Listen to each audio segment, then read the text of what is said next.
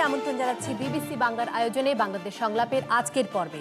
আজকের প্যানেলে রয়েছেন খাদ্য ও দুর্যোগ ব্যবস্থাপনা মন্ত্রী ডক্টর আব্দুর রাজ্জাক, বিএনপির আন্তর্জাতিক বিষয়ক সম্পাদক ও সাবেক প্রতিমন্ত্রী আ.ন.ম এহসানুল হক মিলন, ঢাকা বিশ্ববিদ্যালয়ের ইতিহাসের অধ্যাপক ডক্টর মুনতাসির মামুন এবং বেসরকারি সংগঠন উইমেন ফর উইমেনের প্রেসিডেন্ট সালমা খান। আজ আমরা ঢাকায়, আর আপনাদের সাথে আছি আমি মিথিলা ফারজানা।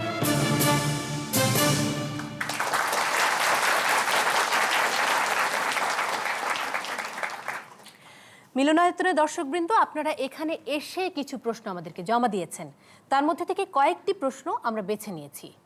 যদিও প্যানেলের সদস্যরা জানেন না যে সেই প্রশ্নগুলো কি, তারা যেমন এই প্রশ্নগুলো নিয়ে আলোচনা করবেন, তেমনি আপনারা সুযোগ পাবেন এ সম্পর্কিত কোনো সম্পূরক প্রশ্ন থাকলে কিংবা কোনো মতামত থাকলে সেটি আমাদেরকে জানাবার। আজকের প্রথম প্রশ্নটি করছেন মোহাম্মদ উজ্জ্বল খান।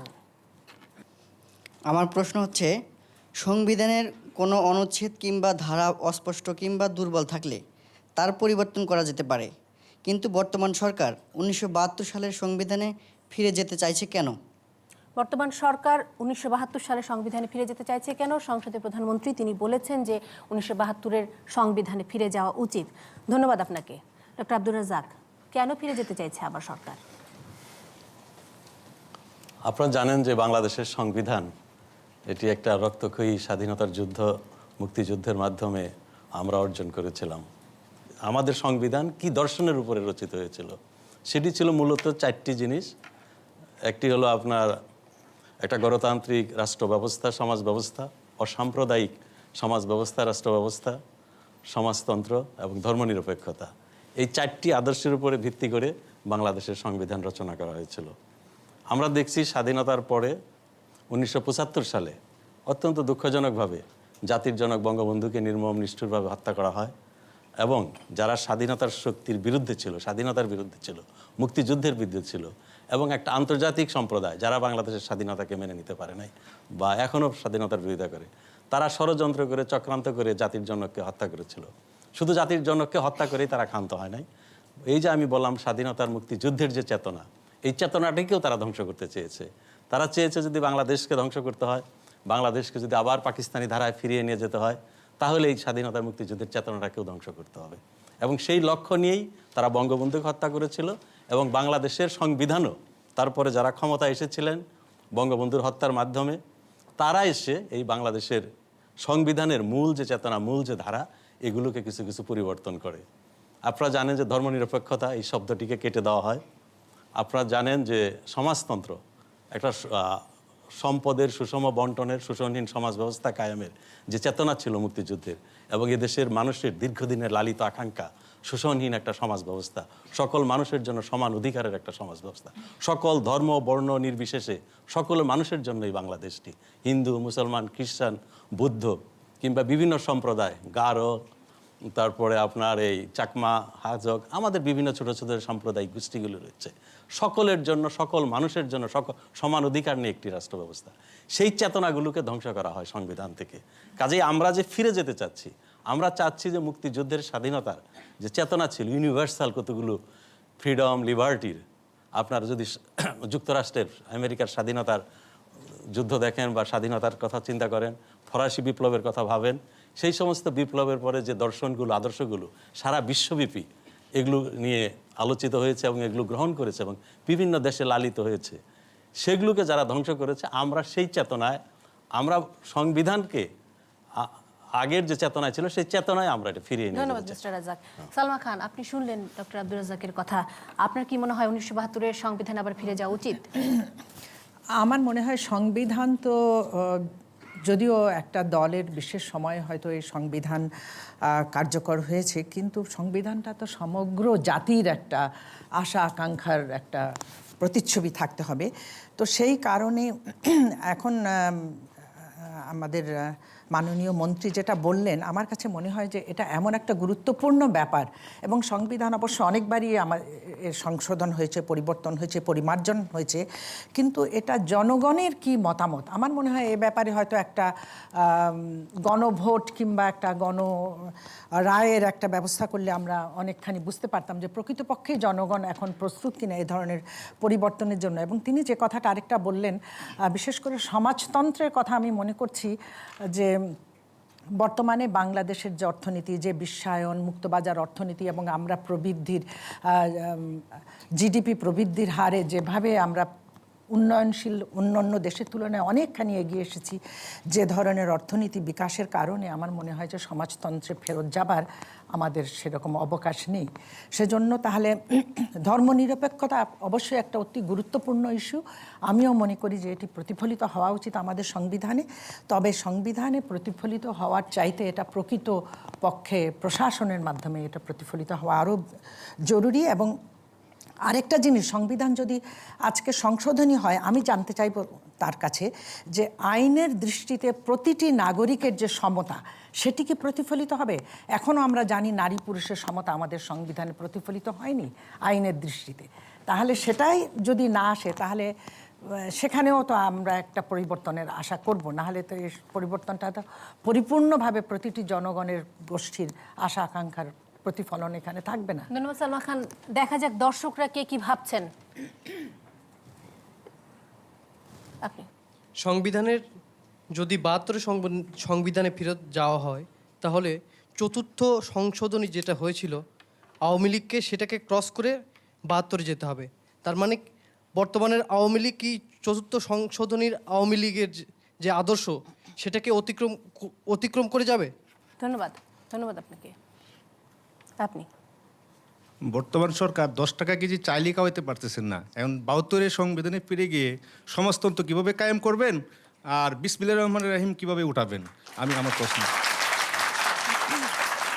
ধন্যবাদ। আপনি 1996 সালে আওয়ামী লীগ সরকার যখন ক্ষমতায় আসে তখন এই জিনিসটাকে ইম্পর্টেন্ট না মনে করে এখন ইম্পর্টেন্ট মনে করতেছেন কেন? ধন্যবাদ। আপনি সংবিধান তো সবার জন্যে, এটা কেন ভালোর জন্য, মানুষের জন্য। তো সংবিধানে বাংলাদেশে গরিব থাকবে না, এই আইনটা আমি চাই যে এটা ইনক্লুড করলে এটাই হচ্ছে ভালো কাজ। বাংলাদেশে কোনো গরিব থাকবে না, ভিক্ষুক থাকবে না, এই একটা আইন করা হোক। ধন্যবাদ। আপনি আমাদের শ্রদ্ধা প্যানেলিস্ট সালমা খান বললেন যে সংবিধান পরিবর্তনের আগে বা পরিমার্জনের আগে জনমত যাচাই করার কথা। তা আমার প্রশ্ন হচ্ছে, সেই জনগণ কারা? আমরা সংবিধান আমরা পাচ্ছি না এবং আমাদের কি মৌলিক অধিকার সেটাই আমরা জানতে পাচ্ছি না, তাহলে আমরা জনমত প্রকাশ করব কিভাবে? ধন্যবাদ। আপনি ধন্যবাদ। দুটো দলেরই প্রতিনিধি আছে। আমার প্রশ্ন হচ্ছে যে একটা গণতান্ত্রিক সরকার আসার পরেই প্রত্যেকটা সরকারের বেলায় সংবিধানের কিছু না কিছু চেঞ্জ করা হয়েছে। আসলে এটা কি করা উচিত? এইভাবে একটা সরকার আসবে আর একটা সংবিধানের কিছু জিনিস পরিবর্তন হবে, আর একটা সরকার এসে সেটা পিছিয়ে নিয়ে যাবে, এটা আমাদের জাতির জন্য কতটা হতাশাজনক? এই ৭২-এর সংবিধানে ফিরে যাওয়া নিয়ে আপনার কোনো মতামত আছে কিনা? একই কথা, ৭২-এর সংবিধানে প্রথম যখন আওয়ামী লীগ ছিলেন ৭২ সালে রচনার পরে, তখনও কিন্তু সংশোধন হয়েছেন। তাহলে আবার ফিরে যাচ্ছি, সেইটা আগে যিনি বক্তা প্রশ্ন করেছেন সেই ধারায় যে পৌঁছায়, সেটা কি হবে? ধন্যবাদ আপনাকে। এহসানুল হক মিলন। বিসমিল্লাহির রহমানির রহিম। ধন্যবাদ। এই প্রশ্নের উত্তর দিতেই প্রথমে আমার মনে পড়ে যে পৃথিবীতে এখনও 3টি রাষ্ট্র রয়েছে, দেশ রয়েছে যাদের সংবিধান কোনো লিখিত নেই। একটি হচ্ছে ইউনাইটেড কিংডম অফ ইংল্যান্ড, সেটা ইংল্যান্ড, ওয়েলস অ্যান্ড স্কটল্যান্ড মিলিয়ে। আরেকটা হচ্ছে নিউজিল্যান্ড, আরেকটা হচ্ছে ইসরায়েল। তাদের কিন্তু লিখিত সংবিধান নেই। সংবিধান ইতিমধ্যেই ভারতের 100বারের বেশি চেঞ্জ হয়েছে। ইউনাইটেড স্টেটসের প্রথম 10 বছরে 10টি সংবিধানের সংশোধনী এসেছিল।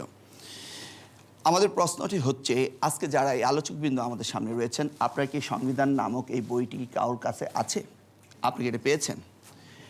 কয়েকজন আপনারা পেয়েছেন, নিশ্চয়ই আপনারা জোগাড় করেছেন। জনসাধারণের জন্য সংবিধান সকলকে উন্মুক্ত করে দেওয়া এবং প্রিন্ট করার এই অধিকার কোনো পাবলিক কোনো প্রিন্টার্সের নেই। এটা শুধু সরকারই মুদ্রণ করতে পারেন। অর্থাৎ সকলে যদি সংবিধান না পেয়ে থাকেন তাহলে এটা সংশোধন সম্পর্কে আলোচনা করতে নিশ্চয়ই আপনাদের অনেক কষ্ট হবে। আসা যাক, 1972 সালে নভেম্বরে যে সংবিধানটি হয়েছিল, সেই সংবিধানটি করেছিলেন সেই পাকিস্তানের প্রাদেশিক সদস্যরা। তারা গণপ্রজাতন্ত্রী বাংলাদেশ সরকারের কোনো নির্বাচিত সংসদ সদস্য তারা ছিলেন না। 72 সালে হওয়ার পর প্রথমে এই সংবিধানে কেচি লাগানো হয় বঙ্গবন্ধু শেখ মুজিবুর রহমানের সময়ে প্রথম সংশোধন করা হয়। প্রথমটি হয়েছিল 1973 সালে।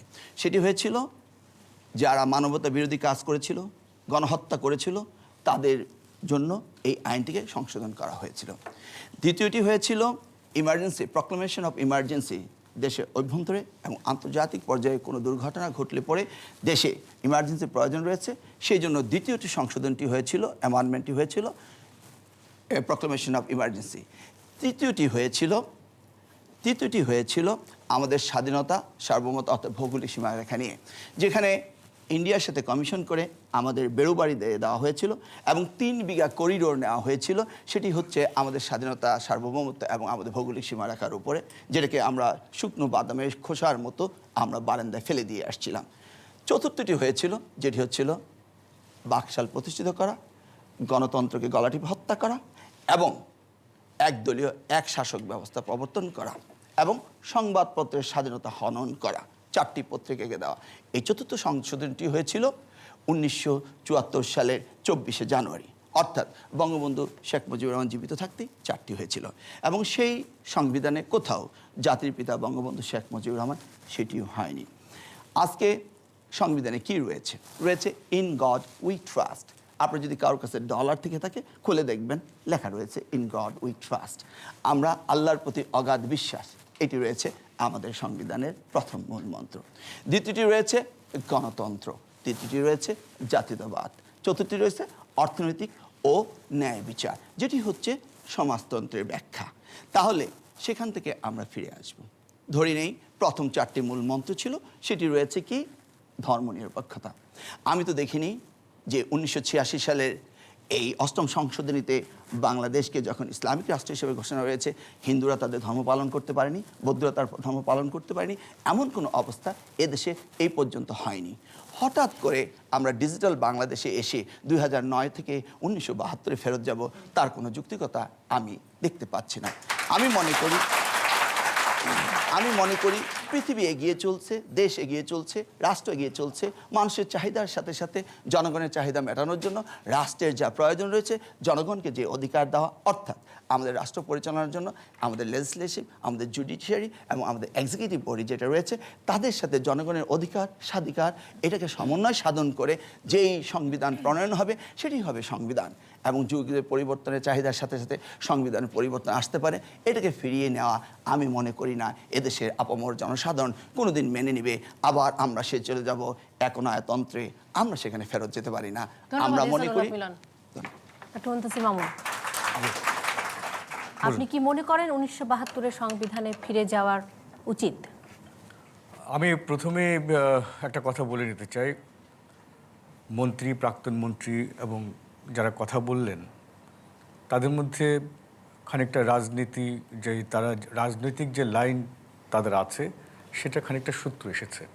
আমি ব্যাপারটাকে রাজনৈতিক লাইন আছে। আচ্ছা, আমি যেটা বলছি না, আমিও রাজনীতির বাইরে নই, আমি ব্যাপারটাকে অন্যভাবে দেখতে চাচ্ছি এবং যারা প্রশ্ন করলেন তাদের প্রশ্নগুলি আমি শুনেছি। আমার মনে হয়েছে আমরা মূল বিষয়টাকে এড়িয়ে আমরা অন্য বিষয় নিয়ে আলোচনা করছি। আমি একটা বিষয় বলে রাখা ভালো, আমি মুক্তিযুদ্ধের জেনারেশনের, আমার আবেগ সঙ্গে এখানে যারা আছে অধিকাংশ মুক্তিযুদ্ধের পরের জেনারেশনের, তাদের আবেগ মিলবে না। এবং আমি যদ্দূর জানি, আমি 36 বছর শিক্ষকতা করছি, আমি আমার ছাত্রদের দেখেছি আর মুক্তিযুদ্ধের পরের জেনারেশনকে দেখেছি, তারা সবসময় সব কিছু পড়ে, যেটা মিলনও বললেন যে আলোচনা করছে তেমন নয়। রাজনৈতিক দলগুলি যা বলছে, পত্রিকা প্রোপাগান্ডা যা হচ্ছে, সেটি দেখেই বলছেন। মূল কথাটা হচ্ছে এই যে এই সংবিধান 1972 সালে হয়েছিল পৃথিবীর যতগুলি সংবিধান হয়েছে সবচেয়ে কম সময়ে। এবং এই সংবিধান সেই সময় আমাদের সময় আমরা দেখেছি যে আমরা যে আবেগ ধারণ করেছিলাম, আমরা যেভাবে দেশটিকে গড়তে চেয়েছিলাম, পেরেছি কি না পেরেছি সেটা অন্য প্রশ্ন, সেগুলি সবগুলি এখানে নিহিত ছিল। মূল প্রশ্ন সংবিধান বদলের নয়, সংবিধান ধর্মগ্রন্থ নয় যে বদল করা যাবে না। 14 বার কেন, 28 বারও বদল করা যেতে পারে। একটা জিনিস মনে রাখতে হবে, এই সংবিধান নিয়ে আদালতে যাওয়া হয়েছে, আদালত রায় দিয়েছে যে যেই সংশোধনীগুলি হয়েছিল, 5ম সংশোধনী বিশেষ করে, যেটা নাকি আমাদের সংবিধানের সবচেয়ে মূল ক্ষতিকারক, সেটিকে বাদ দেওয়া। সেটি বাদ দিলে তারা চলে যাচ্ছে 72-এর সেখানে, কারণ এর পরেরগুলি সেই সঙ্গে জড়িত নয়।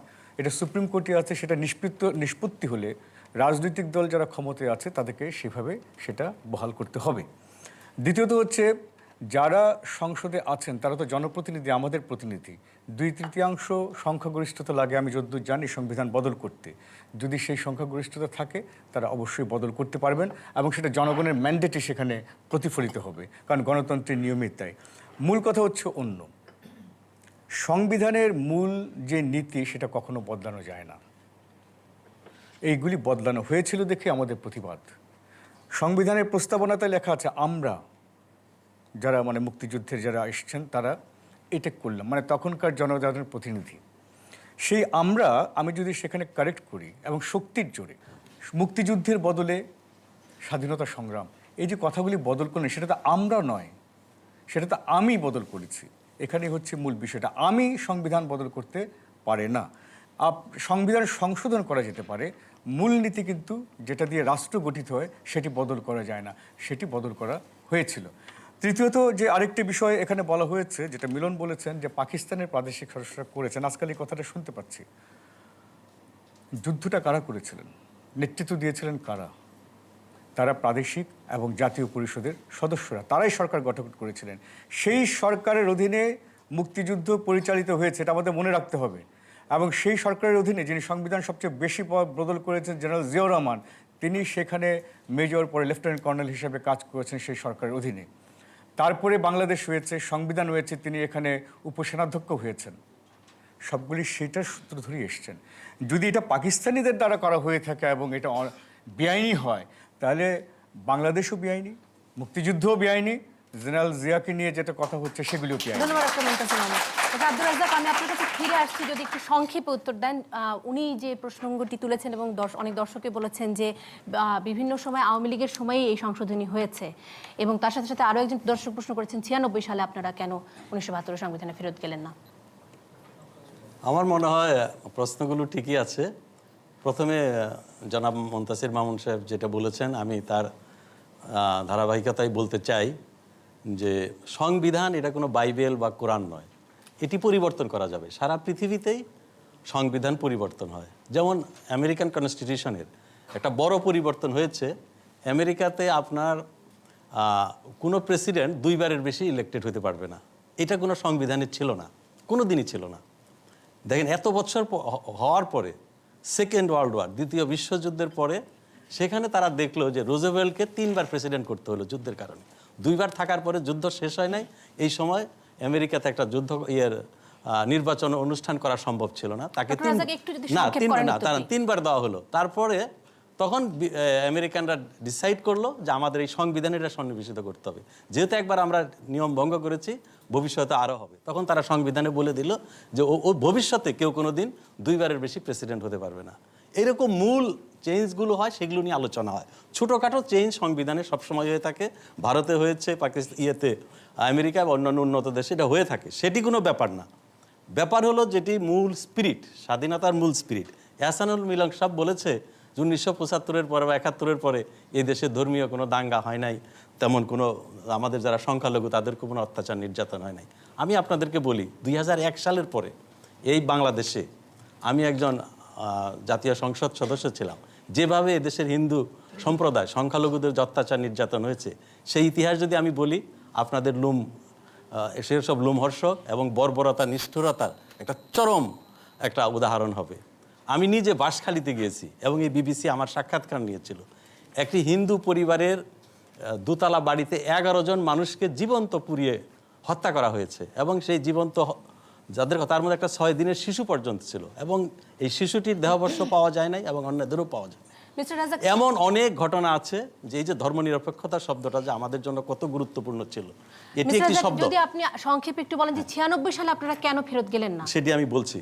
আমি ওনার শেষের প্রশ্নটার উত্তর দিয়ে তারপরে উনি বলছেন যে আমরা পরের প্রশ্নে যেতে চাই, অনেক প্রশ্ন আছে ডক্টর রাজ্জাক দর্শকদের। 96-তে 1975-এর পরে বঙ্গবন্ধুকে হত্যা করার পরে এই দেশে সুপরিকল্পিতভাবে রাষ্ট্রীয় কাঠামোকে, রাষ্ট্রীয় যন্ত্রকে ব্যবহার করা হয়েছে স্বাধীনতার মুক্তিযুদ্ধের চেতনার বিরুদ্ধে। অনেক কথা বলা যায়, এই যে মুক্তিযুদ্ধ না এটা স্বাধীনতার সংগ্রাম না সংগ্রাম, এই যে কথাগুলো। তারপরে আপনার এই যে উনি বললেন যে পাকিস্তানের যারা এই সংবিধান রচনা করেছে তারা পাকিস্তানের গণপরিষদের, জাতীয় পরিষদের সদস্য ছিল, এটি ঠিক না। আমরা 26শে মার্চ আমরা স্বাধীনতা ঘোষণা করেছি, ওনারাই দাবি করেন। যদিও জিয়াউর রহমান সাহেব 27শে মার্চ সন্ধ্যার সময়, অর্থাৎ 25শে মার্চের পরে 26-এর দিন গেছে, 27-এর সারা দিন গেছে, এবং সারা পৃথিবীর পত্রপত্রিকায় খবর এসেছে, সারা পৃথিবীর খবর এসেছে বাংলাদেশের স্বাধীনতা ঘোষণা করা হয়েছে। 27 তারিখের সন্ধ্যায় জিয়াউর রহমান সাহেব 7টার সময় এই স্বাধীনতার ঘোষণা পাঠ করেছেন বঙ্গবন্ধুর নামে, প্রথম নিজের নামে, পরে বঙ্গবন্ধুর নামে। কাজেই 26শে মার্চ যদি স্বাধীনতা দিবস হয়, স্বাধীনতার ঘোষণা হয়, এবং সেই স্বাধীনতা যারা ঘোষণা করলো এবং সেই স্বাধীনতা যুদ্ধ যারা পরিচালনা করলো, সেই তারা কি করে পাকিস্তানের জাতীয় সংসদ সদস্য হলো? আমি আপনাদের কাছেই প্রশ্ন করছি। ধন্যবাদ ডক্টর আব্দুল রাজ্জাক। তো কাজেই আমরা 96-তে কেন করি নাই? অব্যাহতভাবে স্বাধীনতার বিরুদ্ধে প্রচার করা হয়েছে। 96 সালে আমাদের যেহেতু 2/3 মেজরিটি ছিল না, 2/3 মেজরিটি ছিল না, সেটি একটি কারণ। দ্বিতীয়ত হলো তখন আমরা ওইভাবে প্রস্তুত ছিলাম না এটি মোকাবেলা করার জন্য। এক কথায় যদি কিছু যোগ করেন। আমি যেটা বলতে চাচ্ছি, 75 সালে যখন নাকি 74 সালেও যখন সংবিধান পরিবর্তনে, তখন আমরা এর প্রতিবাদ করেছি। 75 সালের পর থেকেও কিন্তু প্রতিবাদ অব্যাহত ছিল, আছে। 96 সালেও আপনারা কাগজ খুললে দেখবেন আওয়ামী লীগের পক্ষ থেকে সংবিধানে 72-এর স্পিরিটে ফিরে যাওয়ার কথা ধন্যবাদ। হয়েছে। পরবর্তী প্রশ্ন করছেন চাঁদ সুলতানা।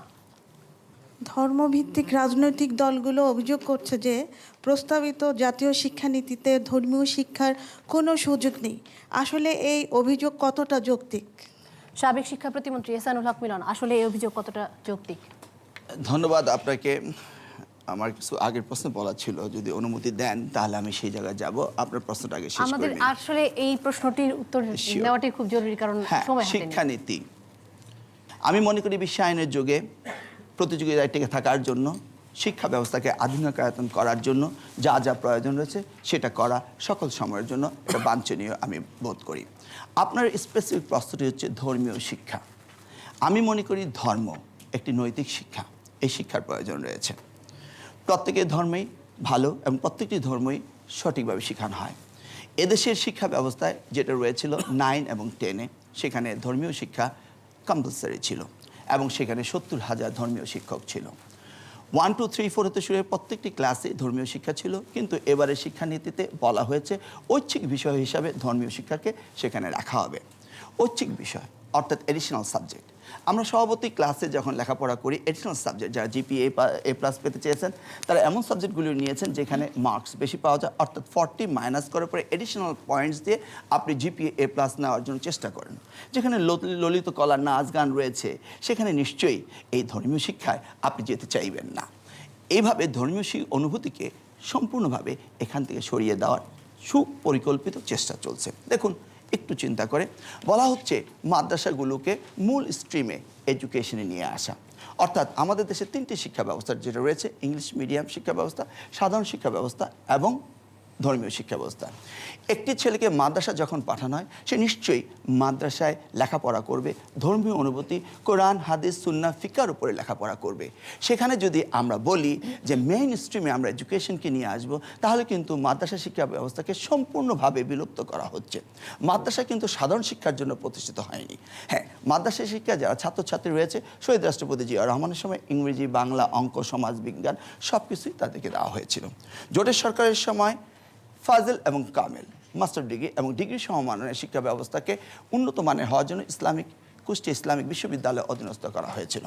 মাদ্রাসা শিক্ষা ব্যবস্থা থেকে মাদ্রাসার শিক্ষকরা সেখানে বাংলা, ইংরেজি এবং অন্যান্যগুলোকে তাদের পরীক্ষা নেওয়া, প্রশ্নপত্র করা এবং উত্তরপত্র দেখা, এই ব্যবস্থাটি রয়েছিল। এখনকার শিক্ষানীতিতে কিন্তু সেটাকে বাদ দিয়ে মাদ্রাসা শিক্ষাকে বৈষম্য করা হয়েছে এবং তাদেরকে হিউমিলেট করা হয়েছে। 70,000 শিক্ষক রয়েছে ক্লাস 9, 10-এ ধর্মীয় শিক্ষার। তারা আজকে কোথায় যাবে যদি ললিত কলা না হয়, ধর্মীয় শিক্ষা না থাকে? একবার কি ভেবে দেখেছেন যে ধর্মীয় অনুভূতি, নৈতিক শিক্ষার প্রয়োজন কতটুকু রয়েছে? আমরা কিন্তু বলছি। ডক্টর মুনতাসির মামুন, আমার বক্তব্য পরিষ্কার। আমি শিক্ষানীতি বর্তমানে একটা পুরোটা পাইনি, আমি পড়ি নাই। আমি কখনো শিক্ষা ব্যবস্থার সঙ্গে ধর্মশিক্ষার যুক্ততা আমি সমর্থন করিনি, এটা আমার ব্যক্তিগত মত। আমরা তো জন্মের পর থেকে ধর্মশিক্ষা করছি, স্কুলে গিয়ে আর কি ধর্মশিক্ষা করব? দ্বিতীয়ত হচ্ছে মাদ্রাসা এখনও রয়ে গেছে। আমরা বলেছি মাদ্রাসাকে যুগোপযোগী করতে হবে। পৃথিবীর যেগুলি দেশ যেখানে আমরা যাওয়ার জন্য পাগল হয়ে থাকি, সেখানে কোথায় মাদ্রাসা শিক্ষা বা এই ধরনের শিক্ষা আছে? খ্রিস্টান কলেজ আছে যেখানে করা হয় উচ্চ পর্যায়ে, কিন্তু মেইন স্ট্রিমের সঙ্গে যদি যুক্ত না থাকে, এখানে যারা পড়ছে তারা কিন্তু পিছিয়ে থাকছে। একজন প্রশ্ন করেছিলেন আমাদের দেশে গরিব দরকার নেই, মাদ্রাসা থেকে যারা পাশ করছেন এই সমাজ তাদেরকে মসজিদের ইমাম ছাড়া অন্য কোথায় চাকরি দিচ্ছেন বা কায়দা পড়াবার জন্য ছাড়া। তারা মেইন স্ট্রিমে এলে তারা অন্য যে স্ট্রিমগুলি আছে তার সঙ্গে সময় উপযোগী হবে, তারা দেশ গড়ায় আরও অধিকভাবে আত্মনিয়োগ করতে হবে। ভণ্ডামিটা হচ্ছে এই যে যারা প্রবক্তা, আমি নিজামের কথা দেখেছি, আমি গোলাম আজমদের কথা দেখেছি, বিএনপির কথা দেখেছি, তাদের একজনের ছেলেও মাদ্রাসায় পড়েনি। এতই যদি মাদ্রাসা ভালো হয় তাহলে তারা মাদ্রাসায় না শিখিয়ে কেন অন্য মেন স্ট্রিমে দিচ্ছে? আমরা চাই ভণ্ডামিটা বাদ দেন। সরকার কী চাই আমি জানি না, আমি চাই প্রত্যেকটি ছেলের বা মেয়ের অধিকার আছে সে কীভাবে করে, মাদ্রাসা বিলুপ্ত করা হয় না, পড়বে, কিন্তু সেই জন্য সমাজে কম্পিট করতে পারে। মিলন যেটা বলছে প্রতিযোগিতামূলক বাজার হয়ে যাচ্ছে, সেখানে তো আপনাকে কম্পিট করতে হবে। আজকে আমি পিছিয়ে যাচ্ছি, আমি কম্পিউটার জানি না, আমার ছেলে মেয়েদেরকে আমি কম্পিউটার শিখেছি যারা কম্পিট করতে পারে, এটাই তো মূল বিষয়। ধন্যবাদ। দর্শকরা কে কি ভাবছেন পেছনে? আমি শ্রদ্ধা রেখে বলছি ডক্টর মুনতাসির মামুনের কাছে। আমি একসময় মাদ্রাসায় পড়েছি, এরপর ঢাকা বিশ্ববিদ্যালয় থেকে ডক্টর মুনতাসির মামুনের স্টুডেন্ট ছিলাম।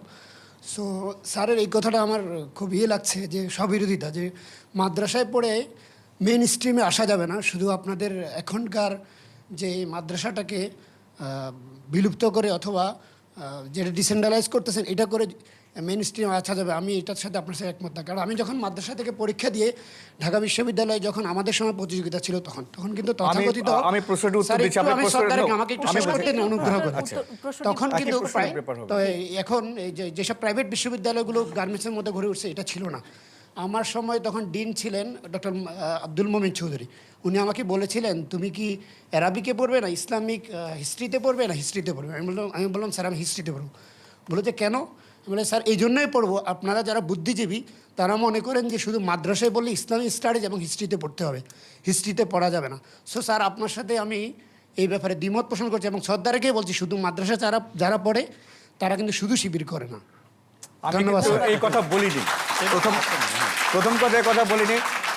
যদি আমার এই পুরনো ছাত্রটি মেইন স্ট্রিমে না আসতো ইউনিভার্সিটিতে, তাহলে কি আজকে এখানে দাঁড়িয়ে এখানে কম্পিট করতে পারতো? আমি মেইন স্ট্রিম বলতে কি বোঝাতে চাচ্ছি?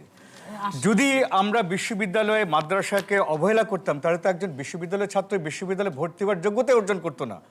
মাদ্রাসা শিক্ষাকে তো আমরা বলছি যে আরও কামিল ফাজেল এসব আরও উচ্চতরে পড়তে যায়, মাদ্রাসা থেকে পাশ করে বেরো, সে কি কম্পিট করতে পারবে? আজকে ও যে কম্পিট করতে পারছে ঢাকা বিশ্ববিদ্যালয়ে এসেছে দেখে, আমি সেটাকে মেইন স্ট্রিম বলছি। এবং কখনোই ঢাকা বিশ্ববিদ্যালয়ে আমরা কখনোই ডিসক্রিমিনেট করি নেই। ধন্যবাদ। পেছনে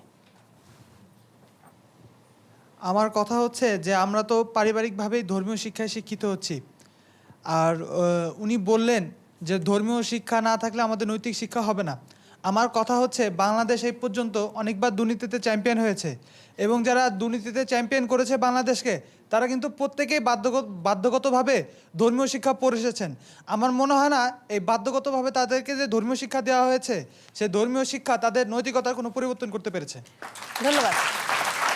আপনি আমার প্রশ্নটা হাসান হক মিলন স্যারের কাছে, যে উনি যেটা বলেছেন যে ক্লাস 9 এবং 10-এ ধর্মশিক্ষা বাধ্যতামূলক ছিলেন, ধর্মশিক্ষা বাধ্যতামূলক হলেই কি শুধুমাত্র আমরা ধর্মশিক্ষায় শিক্ষিত হব, নাকি পারিবারিক সূত্রে আমি ধর্মশিক্ষা পেয়ে থাকি? ধন্যবাদ। আপনি যে দেশের সরকার তার জনগণকে মৌলিক চাহিদা দিতে পারছে না, সেখানে ধর্মনিরপেক্ষতা আর সমাজতান্ত্রিকটা কি খুব বেশি জরুরি? আমার প্রশ্ন সরকারের কাছে। আপনার কি ধর্ম শিক্ষা শিক্ষানীতিতে ধর্মীয় শিক্ষা অগ্রাহ্য করা হচ্ছে, এই বিষয়ে কোনো মতামত আছে কি? আমার কথা হচ্ছে যে দেশের সরকার তার মৌলিক চাহিদা পূরণ করতে পারছে না তার জনগণের, আমি ধর্মনিরপেক্ষতাটা কি খুব বেশি জরুরি? না, কিন্তু আপনার শিক্ষানীতি নিয়ে কোনো মতামত আছে কিনা? না। ধন্যবাদ। সালমা খান। আমি এখানে একটা জিনিসে বলতে চাচ্ছি যে বর্তমান শিক্ষানীতিতে নৈতিকতা এবং ধর্মশিক্ষা, এটাতে আমার একটা আপত্তি আছে। কারণ আমি মনে করি ধর্মশিক্ষা শিক্ষিত হয়েই নৈতিকতা শিখতে হবে, আমাদের সময় এটা ছিল না। আমরা যখন পড়েছি তখন আমরা নৈতিকতা সম্বন্ধে অনেক জ্ঞান লাভ করেছি, এবং আমি মনে করি নৈতিকতাটা আলাদাভাবে একটা শিক্ষণীয় বিষয়। এবং আরেকটা জিনিস হলো মাদ্রাসা শিক্ষা না বলে আমাদের দেশের মাদ্রাসা শিক্ষা, সেটা মূলত কিন্তু একটা দেখা যাচ্ছে যে দারিদ্র পীড়িত যারা, তাদের একটা বিশেষভাবে তারা অনেক সময় ঠিক ধর্মের আকর্ষণে কতটা যান, অবশ্যই অনেকে যান, কিন্তু দারিদ্র্য এখানে একটা বড় ফ্যাক্টর থাকে। এবং সঙ্গত কারণেই সেখানে মাদ্রাসাগুলি যেহেতু দরিদ্র, বিরাট একটা দরিদ্র জনগোষ্ঠীর ক্যাটার করছে, সেখানে কিন্তু মানটা অতি নিম্নমানের। যে কারণ আমি ইন্দোনেশিয়াতে দেখেছি যে মাদ্রাসা শিক্ষার মানও কত উচ্চ মানের হতে পারে। বাংলাদেশ পরিপ্রেক্ষিতে আমি নিশ্চয়ই মনে করি যে মাদ্রাসা শিক্ষায় যারা শিক্ষিত হচ্ছে তাদের কাছে এমন মানের শিক্ষা দেওয়া উচিত যে তারা মূলধারায় অবশ্যই আসতে পারে। কারণ অনেকেই যে বয়সে তারা মাদ্রাসা শিক্ষায় অন্তর্ভুক্ত হয় সে বয়সে তাদের সে বিবেচনা করার এবং দারিদ্র্যের কারণে হয়তো সেই অপশনটা তাদের কাছে ওপেন থাকে না। সেজন্য আমি মনে করছি যে মাদ্রাসা শিক্ষাটাকে এমনভাবে দিতে হবে যে অবশ্যই সেখানে প্রতিটি ছাত্রের যাতে মূলধারার শিক্ষায় ফেরত আসার জন্য, অর্থাৎ গণিত, ইংরেজি, বাংলাদেশ স্টাডিজ, এই বিষয়গুলি অবশ্যই অন্তর্ভুক্ত থাকতে হবে। তারপরেও আমি মনে করি যে ধর্ম শিক্ষাটা মূলত কিন্তু পরিবার থেকেই আসে। বিশেষভাবে এখনও আমরা ধর্মকে যেভাবে গ্রহণ করি সেটা আমাদের পরিবারের মৌলিক মূল্যবোধ থেকেই আমরা পাই। সেটার কারণেও আমি মনে করছি যে আমাদেরকে দেখতে হবে যে এই মাদ্রাসাগুলিকে আমূলভাবে একটা পরিবর্তন না আনলে আমরা এই মূলধারাটাকে তাদেরকে আনার পথটাকে বোধহয় খুলে দিতে পারছি না। একটি বিষয়ে বোধহয় স্পষ্টতার প্রয়োজন আছে। এবারের শিক্ষানীতিতে ধর্মীয় শিক্ষা, আপনি যেটা বলছিলেন যে ধর্মীয় শিক্ষা নেই ক্লাস 8 পর্যন্ত, কিন্তু নৈতিক শিক্ষা নামে একটি আলাদা বিষয় সংযুক্ত আছে, যেখানে 4টি ধর্মের মূল বিষয় নিয়ে একটি সমন্বিত একটি সূচি তৈরি করা হয়েছে। আমি আপনার কাছে আবার ফিরে আসবো, কারণ একটি সরাসরি প্রশ্ন আছে আপনার কাছে। তার আগে ডক্টর আব্দুর রাজ্জাক, আপনার কথা শুনে নিতে চাচ্ছি। এহসানুল হক মিলনের কাছে আবার ফেরত আসবো আমি। না, মাদ্রাসা শিক্ষা আমরা তো এটাকে বাদ দিতে বলছি না, এবং আমাদের শিক্ষানীতি তো বলা হয় নাই। কথাটি হচ্ছে যে এই শিক্ষাটাকে আধুনিকীকরণ, যুগোপযোগীকরণ। মাদ্রাসায় কিন্তু আমার ছেলে মেয়ে পড়ে না, এহসানুল হক মিলন সাহেবের ছেলে মেয়ে। মিস্টার রাজ্জাক, মাদ্রাসা শিক্ষা কিন্তু মূল প্রশ্ন না, ধর্মীয় শিক্ষা সেটিও কিন্তু এহসানুল হক মিলন সাহেবের ছেলে মেয়েরাও পড়ে না। আমরা কিন্তু আমরা বিত্তশালী বা যাদের সামর্থ্য আছে তারা আমরা ইংরেজি স্কুলে পড়াই, বিদেশি শিক্ষা পাই, সেখানে ধর্মের কোনো ব্যাপার নেই। এই যে ঢাকা শহরে এত বিদেশিদের এই ইংরেজি শিক্ষার মাধ্যম হিসাবে শিক্ষা হয়, সেখানে কি আপনাদের কোনো ধর্মীয় শিক্ষা দেওয়া হবে ইসলামিক? তাহলে তাদেরকে কি আমরা বিধর্মী করছি? তারা নৈতিকতা বিবর্জিত হচ্ছে, একটা বিরাট গোষ্ঠী। তারপর আমরা যারা মেইন স্ট্রিম যেটা আমরা বলছি, সেখানেও কি যদি ধর্মীয় শিক্ষা না থাকে তাহলে আমরা কি অনৈতিক হয়ে গেলাম? আগেও তো ছিল না এরকম, আমরা যারা সাধারণ স্কুল কলেজে পড়াশোনা করেছি। আমি একটা উদাহরণ আপনাদেরকে দিই। আমেরিকাতেও ধর্ম আছে, উনি নিজেই বললেন উই ট্রাস্ট ইন গড, কয়েনের মধ্যে, টাকার মধ্যে লেখা থাকে। কিন্তু সেই দেশে স্কুল কলেজে, পাবলিক স্কুল কলেজে যেমন বলা যাবে না যে মানুষের জন্ম হয়েছে আদম থেকে শুরু হয়েছে, সেখানে বলতে হবে যে আমাদের জন্ম হয়েছে, মানব জাতি এসেছে থ্রু ইভলিউশনের মাধ্যমে এসেছে। আপনি যদি বলেন যে আদম থেকে মানুষের, তাহলে আপনি ওই স্কুলের যে শিক্ষক এটি বলবে তার বিরুদ্ধে আইনের আশ্রয় নিতে পারবেন, এবং স্কুল কমিটি পারলে আপনাকে স্কুল থেকে বহিষ্কার করতে পারবে। তার অর্থ হলো ওই দেশেও ধর্মটি এবং ধর্মের ভিত্তি যে নৈতিকতা, এটা পারিবারিক পর্যায়ে শিক্ষা দেওয়া হয়, গির্জাতে শিক্ষা দেওয়া হয়, এবং আপনি এটা শিখবেন, এটাতে কোনো বাধা নেই। আমরাও যেটা দেশে শিখি, কিন্তু আমরা বলছি যে 3টে এডুকেশনই, মাদ্রাসা এবং এই যে ইংরেজি ইয়েতে এবং মেইন স্ট্রিম, আমরা যেটা একই রকম হওয়া উচিত, এবং মোটামুটিভাবে সবারই ধর্মীয় চেতনা, ধর্মীয় নীতি এগুলা শিক্ষা হবে। সাথে সাথে বিজ্ঞান, অঙ্ক বা আধুনিক যে শিক্ষা, যার মাধ্যমে এই প্রতিযোগিতামূলক বিশ্বে মাদ্রাসায় যে পড়বে সেও যেন সমানভাবে এমনি সাধারণ স্কুলে যারা পড়বে বা কলেজ ইউনিভার্সিটি পড়বে তাদের সাথে যেন প্রতিযোগিতা করতে পারে। শিক্ষাটাকে আমরা সকলের জন্য সমান করতে চাচ্ছি। এটি হলো আমাদের শিক্ষানীতিতে এই জিনিসটি আমাদের লক্ষ্য। ধন্যবাদ। ধর্ম কি পরিবার থেকে শিখবো নাকি স্কুল থেকে শিখবো, বিদ্যালয় থেকে? যদি সংক্ষেপে বলেন। আমি খুব সংক্ষেপে দিচ্ছি। আসলে রাজনীতি আমরা করছি, রাজনীতিবিদ আমরা যে আসলে একটি সুন্দর এবং কঠিন শব্দ এখানে চয়ন হয়েছে যে রাজনীতিবিদরা ভণ্ডামি করে, এটা তো বাস্তব কথা। আমরা এদেশের সাধারণ জনমানবের কথা বলে আমাদের সন্তানদেরকে সুদূর আমেরিকায় রেখে দেই। আমি একা নই, স্বয়ং এদেশের প্রধানমন্ত্রীও করছেন, কিন্তু আমরা দরিদ্র জনগণের কথা বলছি। সেই প্রসঙ্গে আমরা যেতে চাচ্ছি না। আমি যে কথা বলতে চাচ্ছি, নৈতিক শিক্ষা শেখানোর জন্য কোনো ধর্মই, নৈতিক শিক্ষা এবং ধর্মীয় অনুভূতি কোনো ধর্মেই খারাপ নয়। আর মুনতাসির মামুন সাহেব, প্রফেসর সাহেব যে কথাটি বললেন যে আমরা চাচ্ছি গঠনমূলক শিক্ষা পদ্ধতির মধ্য দিয়ে যারা মসজিদে ইমামতি করবে তাদেরকে বিশ্ববিদ্যালয় চত্বরে নিয়ে আসা, সেই জন্য তো ইংরেজি বাংলা পরিণতি প্রত্যেকটি বিষয় ছিল, সেই জন্যই তো ঢাকা বিশ্ববিদ্যালয় ভর্তি ব্যবস্থা জোটের সরকারের সময় ছিল। সেটাই তো বলি, নৈতিক শিক্ষা, ধর্মীয় শিক্ষা থেকে, ধর্ম থেকে নৈতিকতা আসে, নৈতিকতা বিবর্জিত তো ধর্মীয় শিক্ষা নয়, এটা আরেকটি পরিপূরক। ধন্যবাদ। পরবর্তী প্রশ্ন করছেন মোহাম্মদ মহিউদ্দিন। মাননীয় মন্ত্রীর কাছে আমার প্রশ্ন হচ্ছে 7ই নভেম্বরের সরকারি ছুটি বাতিলের কারণ কি? ধন্যবাদ। মাননীয় মন্ত্রীর কাছে প্রশ্ন, উনি সরাসরি বলেছেন এই কথা। 7ই নভেম্বরের ছুটি বাতিলের কারণ কি?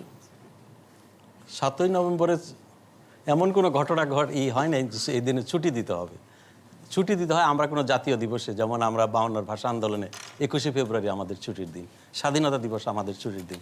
আমরা জানি 7ই নভেম্বরে এই দেশে 7ই নভেম্বরের আগে কতগুলো ঘটনা ঘটেছে। 1975 সালের 15ই আগস্ট জাতির জনক বঙ্গবন্ধুকে হত্যা করা হয়েছে। 3রা নভেম্বর জেল যে কোনো মানুষের জন্য সারা পৃথিবীতে সবচেয়ে নির্ভরযোগ্য যে জায়গা, সবচেয়ে নিরাপদ যে জায়গা জেল, সেই জেলের মধ্যে 4 জন নেতা, তাজউদ্দিন সৈয়দ নজরুল ইসলাম যিনি স্বাধীনতা যুদ্ধের সময় বাংলাদেশের অস্থায়ী রাষ্ট্রপতি ছিলেন, তাজউদ্দিন সারা পৃথিবীর মানে একজন অনেক বড় মাপের নেতা এবং যিনি স্বাধীনতার যুদ্ধের নেতৃত্ব দিয়েছেন, প্রধানমন্ত্রী ছিলেন, তাদেরকে জেলের মধ্যে মনসুর আলী এবং কামরুজ্জামান, এই 4 জন জাতীয় 4 নেতাকে 3রা নভেম্বর হত্যা করা হয়। আমি আগেও শুরুতে বলেছিলাম একটা লক্ষ্যকে সামনে রেখে স্বাধীনতার মুক্তিযুদ্ধকে নস্যাৎ করার জন্য, চেতনাকে নষ্ট করার জন্য করা হয়েছে এবং তারই ধারাবাহিকতায় 7ই নভেম্বরে খালেদ মোশাররফ এবং আরও কয়েকজন যারা মুক্তিযুদ্ধের সময় যুদ্ধে ছিল তাদেরকেও হত্যা করা হয়েছে এই 3রা নভেম্বর এবং এই কয়েকদিনের ঘটনার পরিক্রমায়।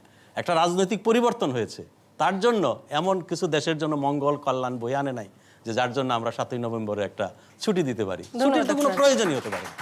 ধন্যবাদ ডক্টর আজাদ। সালমা খান, 7ই নভেম্বরের ছুটি বাতিল কি যৌক্তিক মনে করছেন কিনা? এটা তো একেবারে পলিটিক্যাল, ছুটিটাও পলিটিক্যাল ছিল, বাতিলটাও পলিটিক্যাল। তো আমার এ ব্যাপারে মন্তব্য করার মতো ব্যাপারই না, আমার কাছে এটা কোনো মন্তব্য না। আমাদের কে কি ভাবছেন আপনি?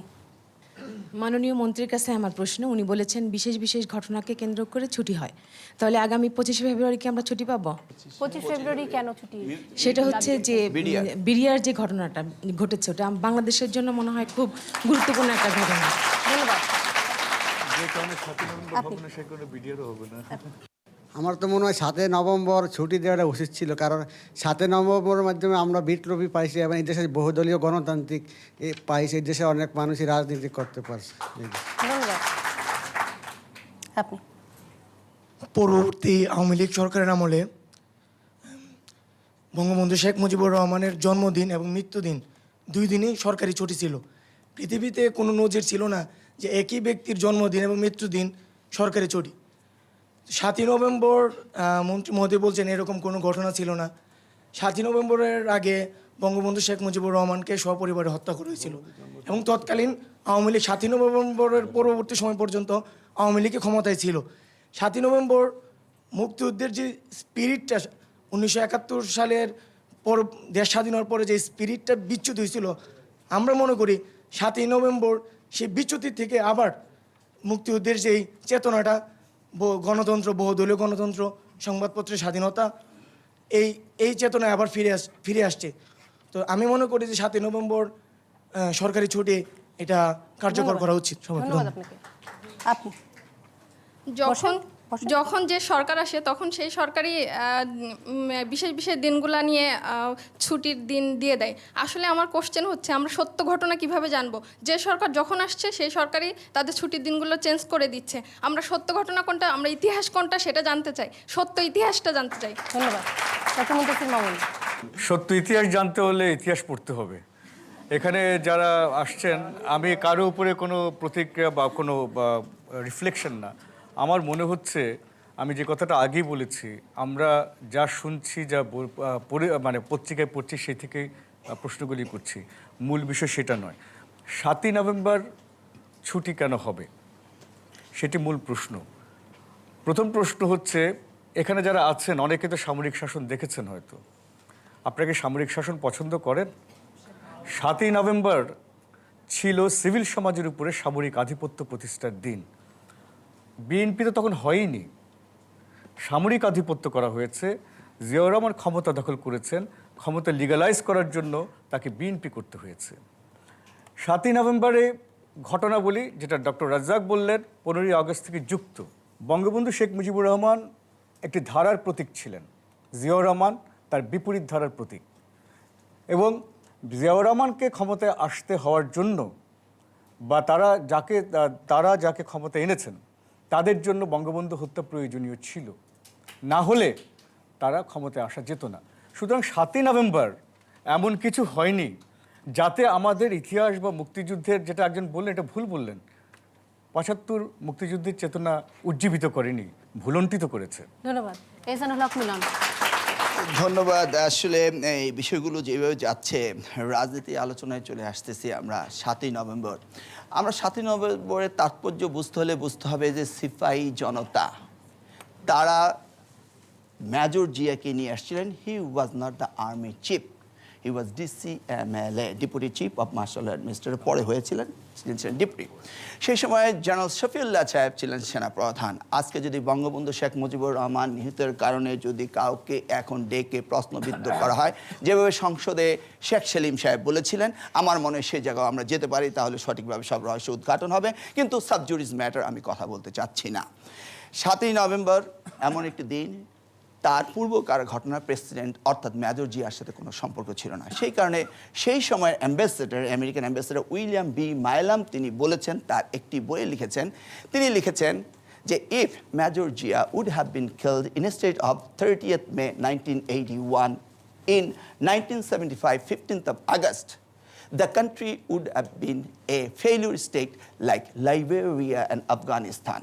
যদি মেজর জিয়া 1981 সালে 30শে মে নিহত না হয়ে যদি 1975 সালে 15ই আগস্ট বঙ্গবন্ধু শেখ মুজিবুর রহমানের সাথে নিহত হতেন, তাহলে এ দেশটি একটি অকার্যকর রাষ্ট্র হিসেবে পরিণত হতো। এই উক্তি থেকে আমি আপনাদেরকে স্পষ্টভাবে বলতে চাই যে মেজর জিয়াউর রহমান যদি এসে এদেশের রাষ্ট্রপতি জিয়াউর রহমান না হতেন, তাহলে এই বাংলাদেশ দেশটি বিশ্বের মানচিত্র থেকে চলে যেত। এটাই আমি বিশ্বাস করি।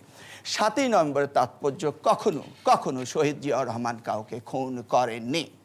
যদি খুনের সাথে জড়িত থেকে থাকে, সেই সময় 2.5 ঘন্টা ধরে শফিউল্লাহ সাহেব কখনো যেতে পারেননি উদ্ধার করার জন্য। একজন বন্ধু বললেন যে 25th of February mutiny day. পৃথিবীর বিশ্বে দ্বিতীয় বিশ্বযুদ্ধে, প্রথম বিশ্বযুদ্ধ হতে শুরু করে আজ অবধি একসাথে এইভাবে 62 জন সেনা অফিসার কোথাও মৃত্যুবরণ করেনি। এটা আমাদের দেশের জন্য একটা উল্লেখযোগ্য ঘটনা, এবং আমি বিশ্বাস করি আপনার সাথে একসুর মিলিয়ে যে সেই দিবসটি উদযাপন করা আমাদের জন্য অত্যন্ত প্রয়োজনীয়।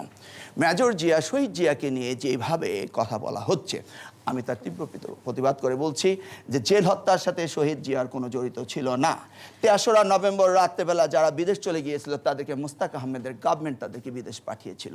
আমি দায়িত্বহীন ভাষায় একথাও বলতে পারি, শফিউল্লাহ সাহেবের মতো সেনা প্রধান সেই সময় মুস্তাক আহমেদ রাষ্ট্রপতির কাছে গিয়ে তিনি তার শপথ করেছিলেন।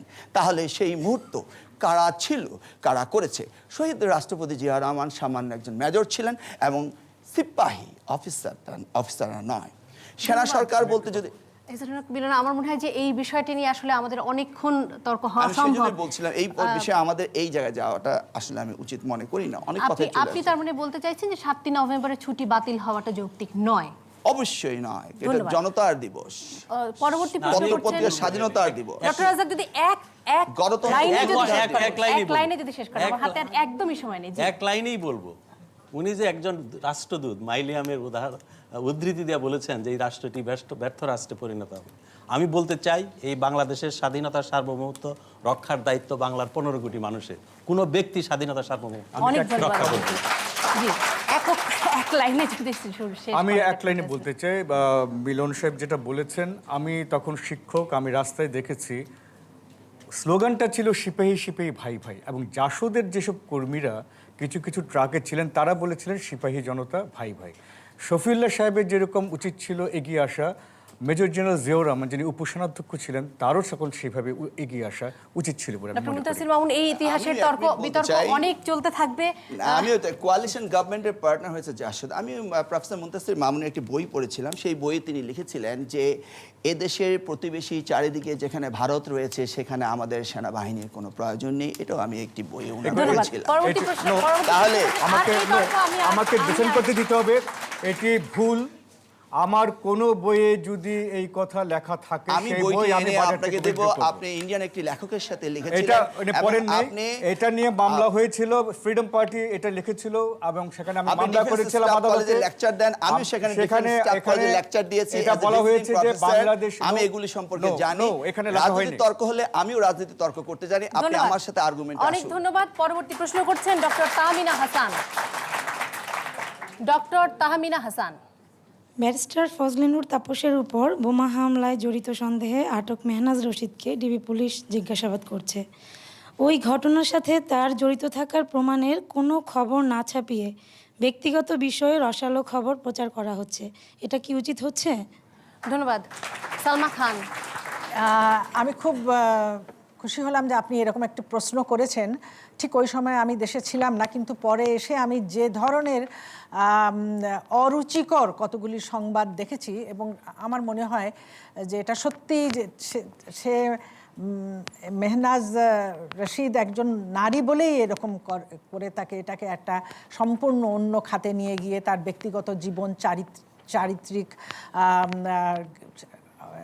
ব্যাপার স্যাপার সব কিছু তুলে ধরা হয়েছে পত্রিকাতে এবং আমি মনে করি যে এটা একেবারেই সমীচীন নয়। বিশেষ করে এটা যদি প্রয়োজন হয় এটা আন্ডার ইনভেস্টিগেশন হওয়া উচিত এবং এটা সব কিছু প্রমাণিত হবার পর হয়তো জনসম্মুখে আনা উচিত ছিল, কিন্তু কতগুলি পত্রিকাতে দেখছি এটা সম্পূর্ণভাবে একটা নারীর চরিত্র হননের এবং সার্বিকভাবে একটি পত্রিকাতে ছিল সব মায়েদের পক্ষে অতি জঘন্য একটা বড় একটা খবর বেরিয়েছিল যে সব মায়েদের পক্ষে এটা প্রতিবাদ করা হচ্ছে, তার চরিত্র এত খারাপ যে তিনি একটা ছোট্ট 4 মাসের শিশুকে নিয়ে তিনি জেলখানায় যাচ্ছেন।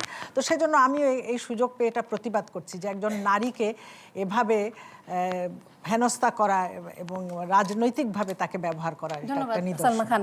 আমাদের হাতে আসলে আর একদম সময় নেই, ডক্টর মুনতাসির মামুন সংক্ষেপে যদি বক্তব্যটি দেন।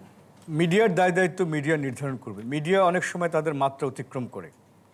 আমি মনে করি যে গোয়েন্দা প্রথম কথা হচ্ছে রিমান্ডে নিয়ে এই ধরনের যে প্রশ্ন উত্তর সেটা খালি এখন নয়, এটি গত 20 বছর ধরে চলে আসছে। সেগুলি পত্রপত্রিকায় আসছে, সেগুলি কিভাবে আসছে, সেগুলি আসলেই বলা হয়েছে কিনা, অতিরঞ্জিত হয়েছে কিনা সেটা আমরা জানি না। আমি যেহেতু এইভাবে জড়িত নই মিডিয়ার সঙ্গে, এই বিষয়ে আমার আসলে কিছু বলার নেই। তবে আমি মনে করি মাত্রাটা ঠিক রাখা উচিত এবং সেটা মিডিয়াই ঠিক করা উচিত। ধন্যবাদ। এহসানুল হক মিলন। আমি মনে করি এই ব্যাপারে সরকারের হস্তক্ষেপ অত্যন্ত প্রয়োজন। আমরা যদি সংবিধানকে আবার সঠিকভাবে তৈরি করতে চাই তাহলে ডিসক্রিমিনেশন অ্যাক্টে এখানে নারীর প্রতি এই ধরনের আচরণ কোনো অবস্থাতে সরকার যেন বরদাস্ত না করে, সেই ব্যাপারে আমি সরকারের আশু কোনো রকম অ্যাকশন চাই। ধন্যবাদ ডক্টর আব্দুর রাজ্জাক। না, এটি সরকার করছে না। আপনারা জানেন যে এই মহিলা, তার পিতা ছিল স্বঘোষিত জাতির জনকের হত্যাকারী এবং সেই কারণে তার একটা বিশেষ গুরুত্ব রয়েছে।